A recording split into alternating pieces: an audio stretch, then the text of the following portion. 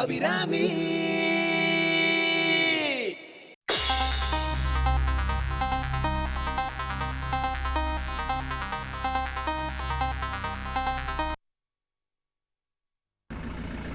சொல்லு சரண்யா.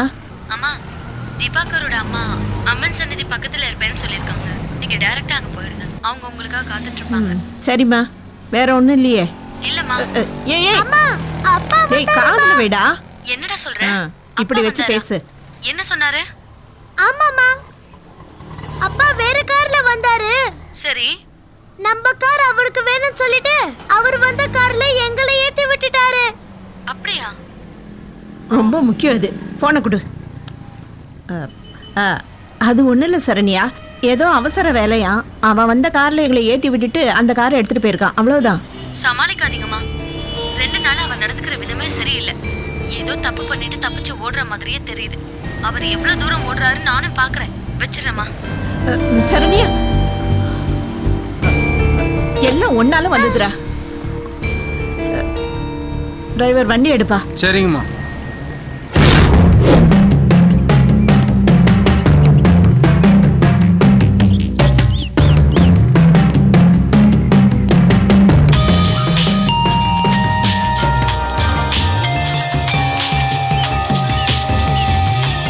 ஏய் சார், யார் பேசுறாங்கன்னு பாரு. என் ஒய்ஃப் தான் வேற நம்பர்ல இருந்து ட்ரை பண்றான்னு நினைக்கிறேன். அவளா இருந்தா ராங் நம்பர்னு சொல்லி கட் பண்ணிடு. Hello hello, wrong number sir. யார் பேசுனா? ஏதோ லேடி வாய்ஸ் சார். அவளா தான் இருக்கும்னு நான் நினைக்கிறேன். சரண்யா,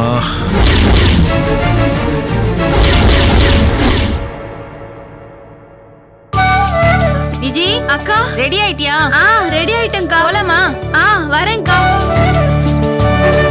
அக்கா, சரி விஜி, என்ன போற வழியில பேங்க்ல இறக்கி விட்டுட்டு அதுக்கப்புறம் நாங்க வழக்கமா வாங்குற கடையில மளிகை சாமான்லாம் வாங்கிடு.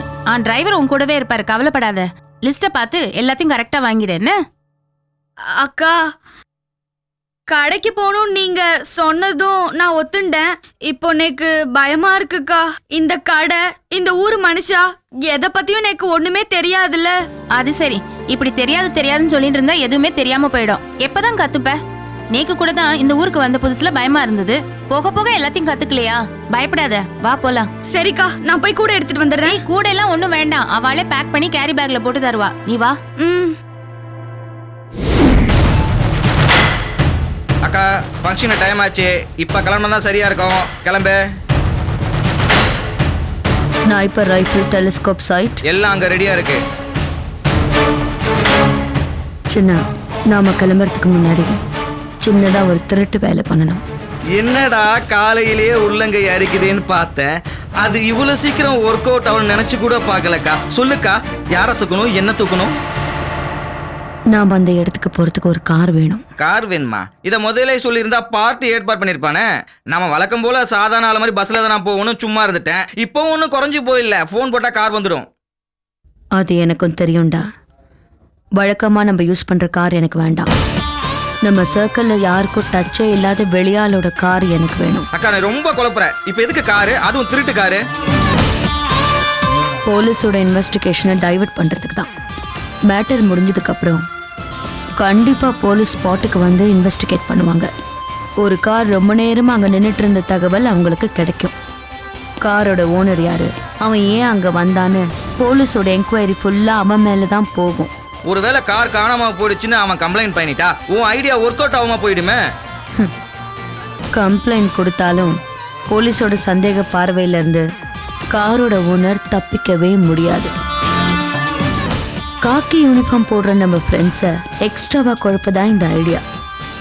அந்த டைம் கேப்ல நம்ம வந்த சுவடே இல்லாம மும்பைக்கு போயிடலாம். நீ போய் காரை தூக்கிட்டு வா.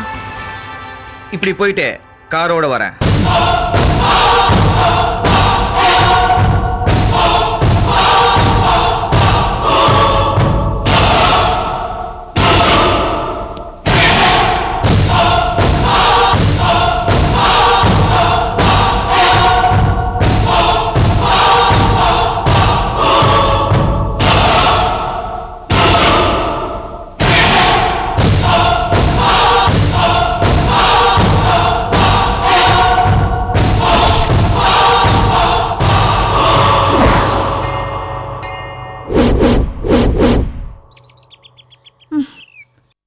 இதெல்லாம் தேவையில்லாத வேலை.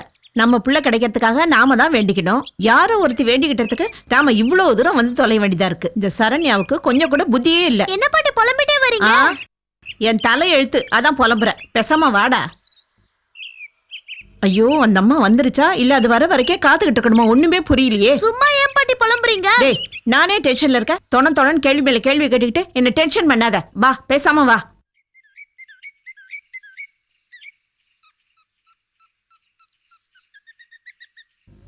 கடவுளே, என் பிள்ளை ஏதோ பிரச்சனையில மாட்டிட்டு இருக்கான். அதுல இருந்து நீ தான் அவனை காப்பாத்தணும். அவனுக்கும் என் மருமகளுக்கு இடையில எந்த சண்டையும் வந்துடக்கூடாது. நீ தான் காப்பாத்தணும். கோயில்ல இருக்காங்கன்னு சொன்னாங்க. அந்த அம்மாவையும் காணோம், குருக்களையும் காணுமே. நீ வாடா.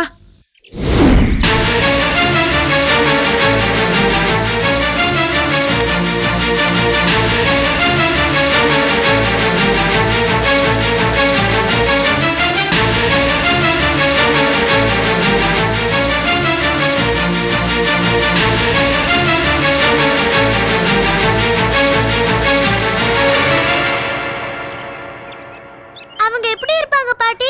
அது தெரிஞ்சா நான் ஏன்டா அலையிறேன்? வாடா போய் பார்க்கலாம்.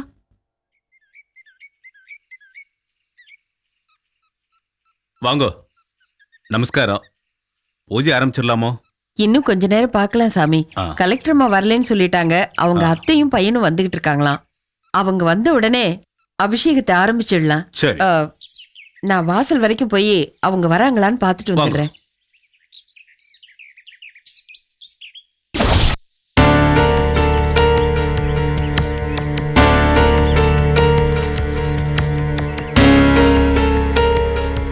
சரஸ்வதி அம்மா, யார் தேடுறீங்க?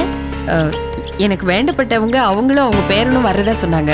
அதான் அவங்க வராங்களான்னு பார்த்துக்கிட்டு இருக்கேன். ஒரு வயசான அம்மாவும் ஒரு சின்ன பையனும் இப்பதான் கோயிலுக்குள்ள போனாங்க.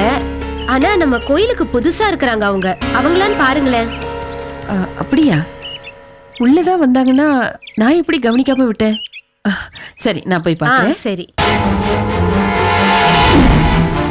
பார்த்து மெதுவா போடா. சரிங்க பாட்டி.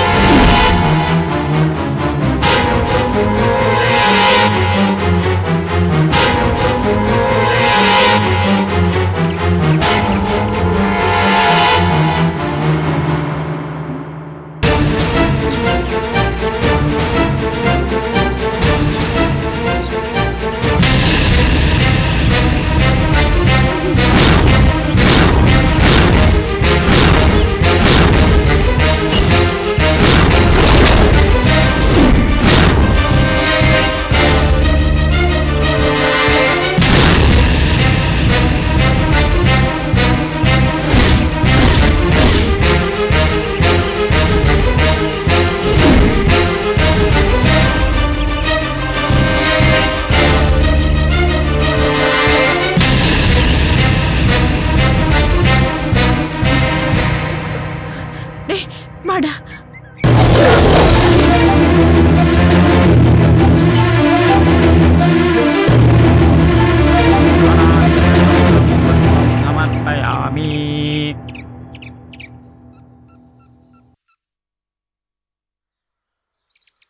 அவ வந்துட்டாளாமா? ஒரு அம்மாவும் பையனும் இங்க வந்ததா பூக்காரி சொன்னா. அதான் உள்ள வந்தேன்.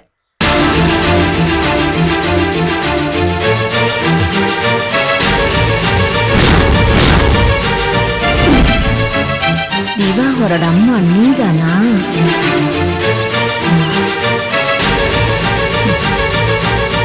பாருங்க, நீங்க யாருக்காக வேண்டிட்டீங்களோ அவ வரணும்னு அவசியமே இல்ல. அபிஷேகத்தை பண்ணிடலாம். நீங்க இருந்தாலே போதும்.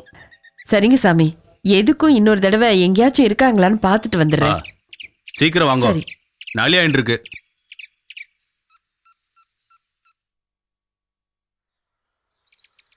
ஏன் பாட்டி ஒளிஞ்சுக்கிறீங்க? பாட்டி ஒளிஞ்சுக்கலடா. லேசா தலை சுத்துது, அவ்வளவுதான்.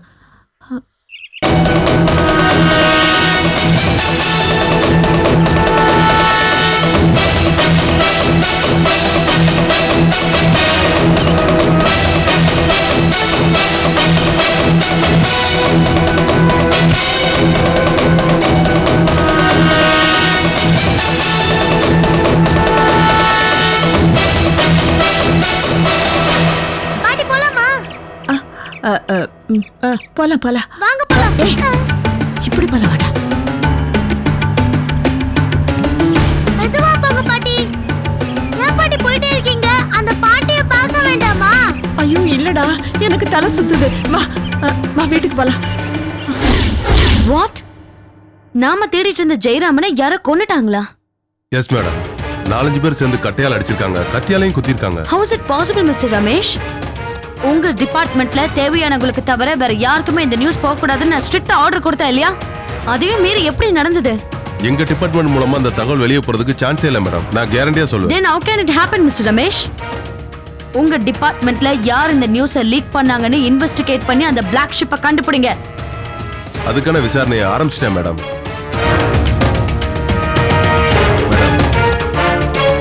நீங்க தப்பா நினைக்கலனா உங்ககிட்ட ஒண்ணு கேட்கலாமா? என்ன? நீங்க அந்த ஜெயராமன் ஏற்கனவே பார்த்ததா சொன்னீங்க.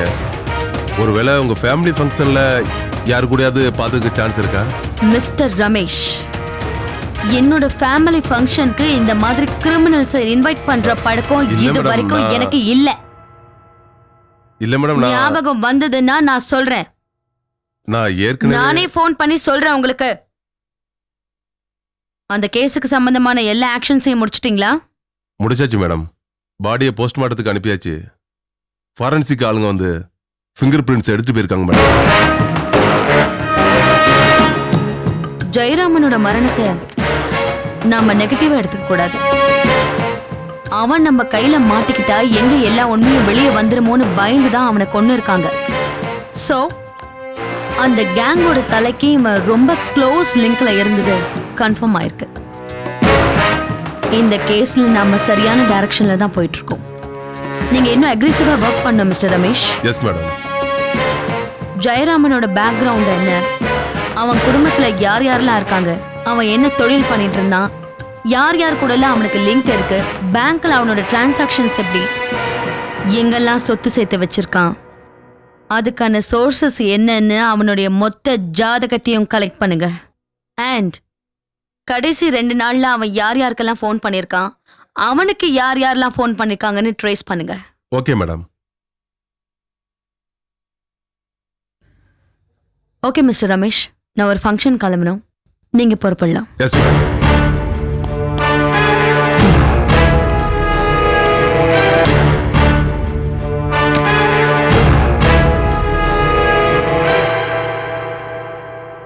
மேடமை பார்க்கணும்னா கொஞ்சம் டைம் ஆகும், கொஞ்சம் வெயிட் பண்ணுங்க.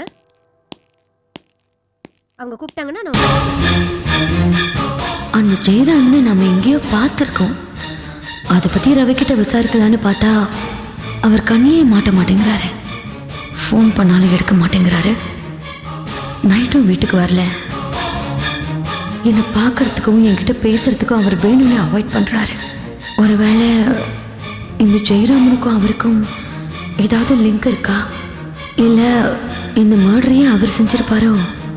கொஞ்ச நாளா அவரோட எல்லா நடவடிக்கைகளும் ரொம்ப ஷாடியா தான் இருக்கு. Something is wrong with them.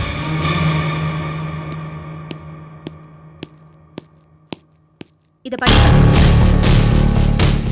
Madam, அவங்க எல்லாரும் வந்துட்டாங்க மேடம். எஸ் சதீஷ், போலாம் வாங்க. Okay madam.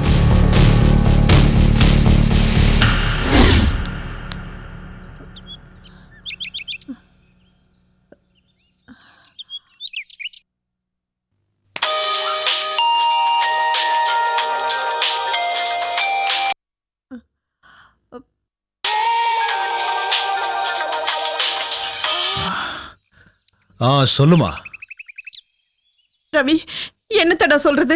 நம்ம குடி மொழியே போயிடுச்சு. இன்னும் கொஞ்ச நாள்ல நீயும் நானும் நடு தெருவுல பிச்சை எடுத்துக்கிட்டு தெரிய போறோம். மா, நானே ஏகப்பட்ட டென்ஷன்ல இருக்கேன். நீ வேற போனை போட்டு ஏன் இப்படி உளறிக்கிட்டு இருக்க? நான் ஒன்னும் உளரலடா, உண்மையை தான் சொல்றேன். உன்னை விட பெரிய சிக்கல்ல நான் இப்ப மாட்டிக்கிட்டு இருக்கேன். அதால பாதிக்கப்பட போறது நான் மட்டும் இல்ல, நீயும் தான். அம்மா ப்ளீஸ், என்னன்னு புரியுற மாதிரி சொல்லு, இல்லைன்னா போனை வச்சிடு. இன்ஸ்பெக்டர் திவாகர் யாருன்னு உனக்கு தெரியுமா? அவங்க அம்மா சரஸ்வதி யாருன்னு தெரியுமாடா உனக்கு? அம்மா, குவிஸ் ப்ரோக்ராம் நடத்தாம விஷயத்த சொல்லுமா. அந்த சரஸ்வதி வேற யாரும் இல்லடா, சரண்யாவோட அம்மா. திவாகர் வேற யாரும் இல்ல, சரண்யாவோட கூட பிறந்த தம்பி.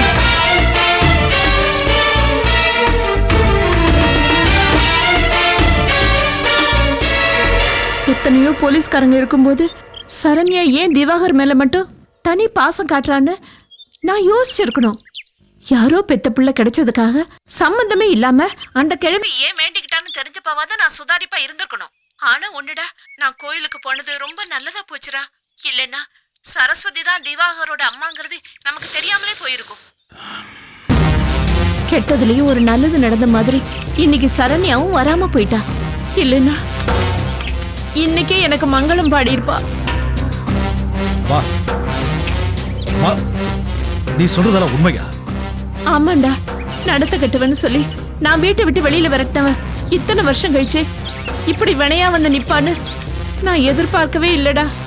எப்பவோ செத்து போயிருப்பா, இல்லைன்னா எங்கேயாவது கண்காணாத தொலைவில் இருப்பான்னு நான் நம்பிக்கிட்டு இருந்தேன்.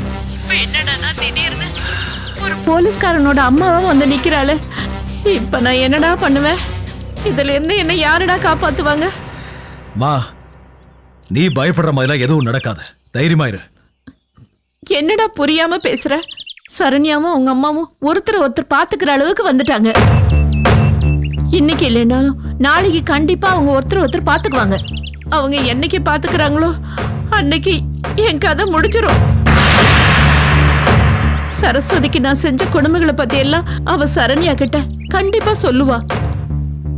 சின்னதா ஒரு தப்பு பண்ணால சரண்யா சும்மா விட மாட்டா. அவ அம்மாவை விரட்டினது நான் தானே தெரிஞ்சா என்ன சும்மா விட்டு வைப்பாளா? அடுத்த நிமிஷமே என்ன அடிச்சு துரத்திடுவா. உன் பிரச்சனையிலிருந்து நீ எப்படியாவது தப்பிச்சிடுவ, ஆனா என்னால தப்பிக்க முடியாதுடா. அம்மா, சரண்யா எனக்கு தான் எதிரியா இருப்பான்னு நினைச்சுக்கிட்டு இருந்தேன். இப்போ உனக்கும் அவ எதிரியா மாறுற சூழ்நிலை உருவாயிடுச்சு. இப்ப நான் என்ன பண்ணணும்னு சொல்லு. உன்னையும் என்னையும் காப்பாத்திக்க நான் என்ன வேணாலும் செய்வேன்.